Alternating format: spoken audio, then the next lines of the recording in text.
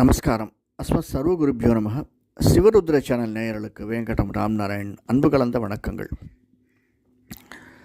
வேலை என்று வந்துவிட்டால் அதை முடிக்காமல் வேறு கண் இல்லை என்று எண்ணிக்கொண்டிருக்கக்கூடிய விருச்சிக ராசி நண்பர்களே, எதிர்வரக்கூடிய நமக்கு நன்மையை தரக்கூடியது ஆடிப்பட்டம் தேடி விதை என்று சொல்லக்கூடிய ஆடி மாதம், குரோதி வருடம் ஆடி மாதம் 14/7/2024 விசாக நட்சத்திரத்தில் குரு திசையில் தசமி திதியில் பிறக்கக்கூடிய ஆடி மாதம் நமக்கு எப்படி இருக்கும்? விருச்சிக ராசிக்காரர்களாய நமக்கு ஆடி பண்டிகை, ஆடி கிருத்திகை, ஆடி பூரம், இப்படி பலவித விசேஷங்களை கொண்டதான ஆடி மாதம் நிச்சயமாக நம்பிக்கை என்பதை நாம் விதித்தோமே, ஆனால் அதற்கான பலன் நமக்கு உண்டு என்பதுதான் நிச்சயம்.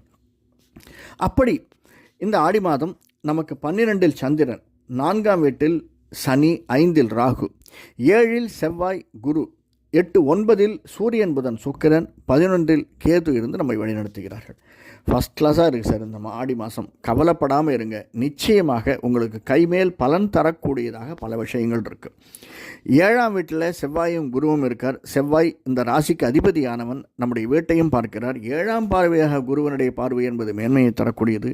அதனால் செவ்வாயும் குருவும் மங்களகாரகனாக இருக்கக்கூடியவர்கள் நமக்கு பண வசதியையும் பொருள் வசதியையும் மன நிம்மதியையும் கணவன் மனைவிக்கு இடையே உள்ள உறவை மேம்படுத்தக்கூடியவர்களாகவும் இருக்கிறார்கள். இந்த மாதம் நமக்கு மேன்மையை தரக்கூடிய மாதம். ஆனால் நாம் 12இல் சந்திரன் இருப்பதால் சில அப்படியே கொஞ்சம் ஆசிலேஷன் இருக்கும், மைண்ட் ஆசிலேஷன். அதுக்கு மட்டும் விட்டுறாதீங்க. எதுவாக இருந்தாலும் ஒரு ஸ்டெப் எடுக்க வைக்கிறதுக்கு முன்னாடி சிந்தித்து அந்த ஸ்டெப்பை எடுத்து வைங்க. அதற்கு பிறகு ஆசிலேஷனே இருக்கக்கூடாது. ஆசிலேஷன் இருந்தால் அது நமக்கு பலன் அளிக்காது. ஸ்ட்ராங்காக எடுத்து வைங்க. எதுவாக இருந்தாலும் நல்லது நடக்கும், நல்லதே நினைப்போம், நல்லது நடக்கும் என்று நினையுங்கள். நிச்சயமாக நல்லது நடக்கும். 3க்கும் 4க்கும் உடையவனான சனி 4ஆம் வீட்டில் தன்னுடைய சொந்த வீட்டில் இருக்கார். அது மட்டுமல்ல, நம்முடைய 10ஆம் வீட்டை பார்க்கிறார். 10ஆம் வீட்டை பார்க்கறதுனால, சனியனுடைய பார்வை இருக்கிறதுனால பலவிதமான ஷேர்ஸும், கன்ஸ்ட்ரக்ஷன் பிஸ்னஸும், ரியல் எஸ்டேட் பிஸ்னஸும், ஆட்டோமொபைல் பிஸ்னஸும் மேம்படக்கூடியதாக அமைந்திருக்கிறது இந்த ஆடி மாதம். 5இல் ராகு, 11இல் கேது அமைந்திருக்கிறார். நம்முடைய 7, 8, 9ஆம் வீட்டில் சூரியன் புதன் சுக்கிரன் சந்திரனுடைய வீட்டில் இருக்காங்க. சூரியன் புதன் சுக்கிரன் 3 பேரும் சேர்ந்து நம்முடைய 3ஆம் வீட்டை 7ஆம் பார்வையாக பார்க்கிறார்கள். இதெல்லாம் நமக்கு ப்ளஸ் பாயிண்ட் தான். மூமெண்ட் இந்த மாதம் நமக்கு நிச்சயமாக ஒரு இடத்தில் இன்னொரு இடம் ப்ரமோஷனோ அல்லது இன்க்ரிமெண்ட்டோ அல்லது ரெண்டல் வாடகைக்கு வீடு மூவ் பண்ணுறதோ ஏதோ ஒரு மூமெண்ட் நமக்கு நிச்சயமாக தெரியும். நமக்கு அதன் பலன் தெரியும். இந்த மாதம் நான் மூவ் பண்ணல, அட்வான்ஸாக கொடுத்துட்டு வந்துடுவோம், அடுத்த மாதம் நான் மூவ் பண்ணுவோம், அந்த மாதிரி. ஆனால் முயற்சி எடுக்க வேண்டும். அப்ளிகேஷன் போட்டால் தான் ஆர்டர் வரும், நான் அடிக்கடி சொல்கிறது. அந்த மாதிரி முயற்சி எடுத்தோமையானால் பலன் நிச்சயமாக உண்டு.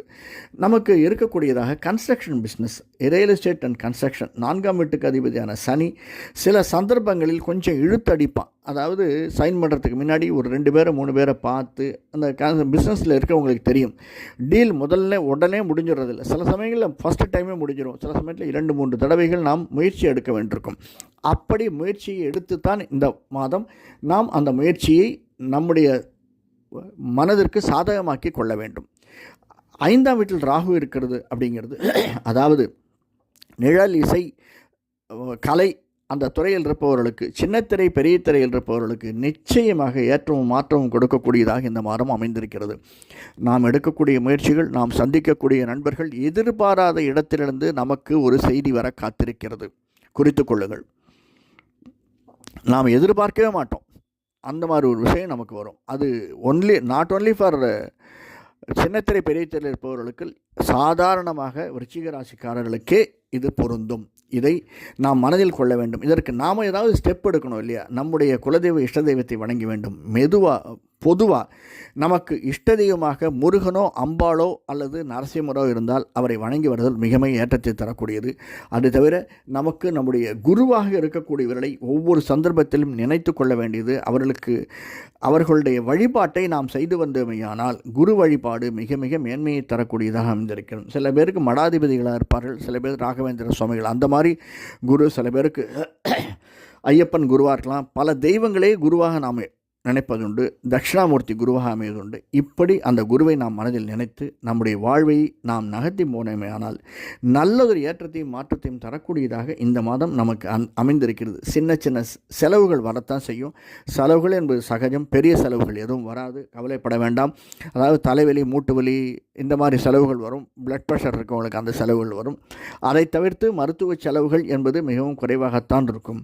அதனால் நமக்கு அந்த செலவு வர்றதுக்கு முன்னாடியே ஒரு தான தர்மம் செய்வது என்பதை நாம் மனதில் எடுத்துக்கொண்டோமையானால் நிச்சயமாக செவ்வாய்க்கிழமைகளில் ஈவினிங் 7 to 8 கோவிலுக்கு சென்று நமது இஷ்ட தெய்வத்தை, குலதெய்வத்தை வணங்கி வந்தோமையானால் இந்த மாதம் விருச்சிக ராசிக்காரர்களுக்கு மிக மிக மேன்மையை தரக்கூடிய மாதமாக அமைந்திருக்கிறது. நன்றி, வணக்கம்.